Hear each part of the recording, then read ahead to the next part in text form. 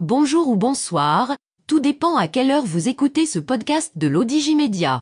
Notre chroniqueur de l'ODJ, Afid Fassifiri, partage son avis et ses réflexions dans un article qu'il a intitulé « Grosse fatigue ».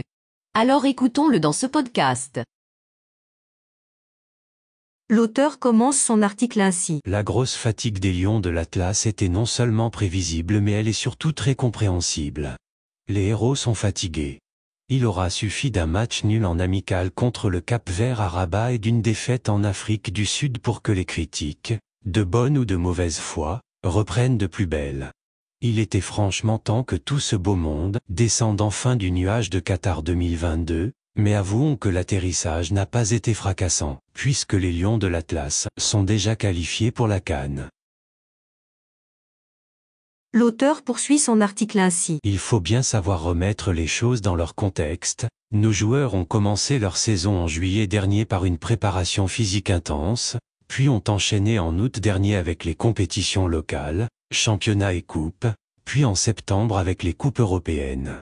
En novembre, ils ont pris le chemin du Qatar pour la première course du monde de l'histoire à se tenir en hiver, en milieu de saison. Dès le mois de janvier, après 4 semaines de suspense, de passion et de rebondissement, rebelote avec les compétitions en club et qui vont se jouer 2 fois par semaine, parfois jusqu'à fin mai. Ce sont donc des joueurs qui avaient la tête déjà en vacances, qui sont venus en stage avec l'équipe du Maroc en juin, saturés physiquement et avec une surcharge mentale maximale. Oui, bien sûr Walid devra tirer les leçons des 2 matchs de juin, qui ont été pleins d'enseignements. En premier lieu, quand Ounahi et Amrabat manquent à l'appel, c'est tout le milieu du terrain de l'équipe du Maroc qui paraît dépeuplé. Walid est certainement conscient qu'il ne dispose pas de doublure du même niveau que son équipe type du mondial. Et ainsi, il n'en finit plus de convoquer de nouvelles têtes pour tenter d'essayer quelque chose. Il sait très bien qu'il a besoin d'un plan B tant au niveau des titulaires que du système de jeu. Et franchement, vu les belles promesses entrevues lors de la CAN U23 et les magnifiques qualités des joueurs, on peut croire que la relève est assurée et qu'il n'y a pas trop de soucis à se faire. L'auteur conclut son article ainsi. La seule question à se poser aujourd'hui, à 6 mois de la CAN 2024, est de savoir si Walid Regragui aura le temps de concocter une préparation adéquate.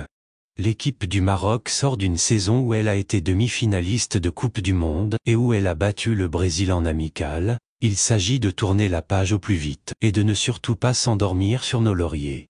Espérons que tout ce beau monde aura passé une bonne fête et surtout vivement les vacances. Rédigé par Afid Fassifiri et lu par l'intelligence artificielle de l'ODJ Média. Merci d'avoir écouté ce podcast de l'ODJ Média, ce bouquet de supports numériques, portail, magazine mensuel connecté, web radio et web TV.